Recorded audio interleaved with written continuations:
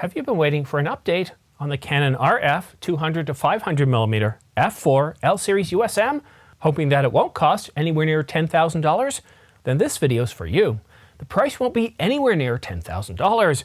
Stick around after this short break for all the details. But first, please do me a favor. Follow me on X, formerly known as Twitter, but most importantly, please subscribe to this channel. It doesn't cost you anything, it helps get this channel noticed, and it keeps you up to date on the latest camera gear, news, and rumors. I love the Canon RF 100 to 500mm f4.5 to 7.1. It's an L-series USM lens. It allows me to capture video handheld, whether I'm in the forest or on a rocking boat. And the sharpness is absolutely terrific. And at $2,899, it's arguably affordable to most of us, at least if we save long enough. The Canon RF 100 to 300mm f2.8 L-series lens, it sells for $9,499. But the 200 to 500mm f4 L-series USM is not going to cost anywhere near that price. In fact, it's going to cost $15,999. That's $16,000. That's more than halfway towards $20,000. But let's not rant on the price a little bit here. Let me put that into perspective. The Canon EF 200 to 400mm f4 image stabilized USM with a 1.4x magnification was announced in May 2013, 10 years ago, for a price of $11,799. And if you use one of those inflation calculators, the price of the 200 to 500mm is pretty much in line with today's dollars, though it doesn't make it any less painful. All right, pricing aside, I'm not going to rant on pricing because I think we all know who these lenses are made for. They're made for people who want the best of the best, photojournalists that need that top-end quality. It's not for you and I, unless, of course, you are a photojournalist. So when will it be available? Well, we've been told that the Canon RF 200 to 500mm will be announced in Q4 of 2023.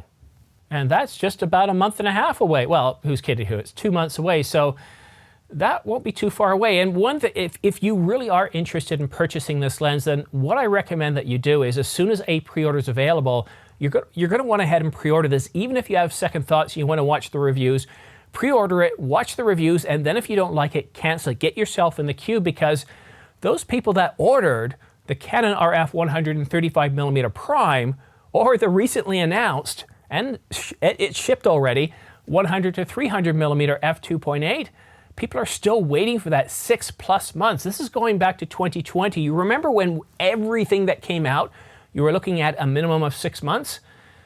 Things have certainly gotten better. We don't have to wait 6 months, 8 months for the Canon R7, the Canon R5, the R6. But these two lenses, the 135mm and the 100 to 300mm f2.8, these are, how would you say, specialty items. And Canon didn't estimate enough demand for them, and that's why we're in this situation. It's the same with the 200 to 500mm. That lens is one of those lenses that, well, at $16,000, it's not cheap. So Canon's going to figure out, okay, we think there's going to be this much of a demand for it based on the EF version. Let's drop that down a little bit. Let's have maybe 50% of that demand ready on shipping, on announcement date, and then we'll ramp up demand as needed. But it's not as easy to say, okay, let's call the factory. Let's say we need another 5,000 lenses by next month. No, because you see, what's happening is that factory, even if it's Canon's factory, is producing other lenses, other bodies, and it's not as easy to just change things up. There's a queue of things that have to be produced. So, yeah, I got to tell you, at almost 42,000 subscribers now, there's certain lenses I just want to buy to try to let you know what it's like. It's like when you were growing up, when you were a teenager, and you looked at those Ferraris or Lamborghinis, you always had a picture on your wall. And they were very expensive cars, and for most of us, they were nothing more than a dream, something that appealed to us. And whenever there was a show that talked about them, whether it was Top Gear, the Grand Tour, or something else, we tuned in, not because we wanted a real-life review of it so we could afford it, but because we were curious. And I wish that I had the buying power on this channel to be able to purchase lenses like this, to be able to tell you what they're like. No, I can't. I mean, the closest I can get to is this Canon RF 100 to 500mm, and it's not cheap.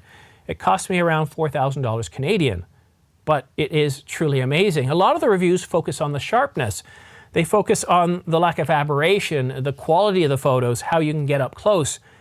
But the problem with a lot of reviews is they don't own the glass. They don't live with it. And one thing I can tell you with, after having this for about a year now, I'm just staggered by the stabilization.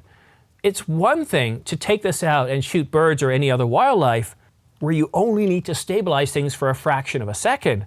But for video, where you're stuck at that 1/60th of a shutter, to be able to hold it handheld, steady, standing, let alone on a boat, and this was taken on a boat here, and even with a little bit of choppiness, you know that boat is rocking back and forth. The stabilization on this lens, this is the capability that I think is absolutely amazing.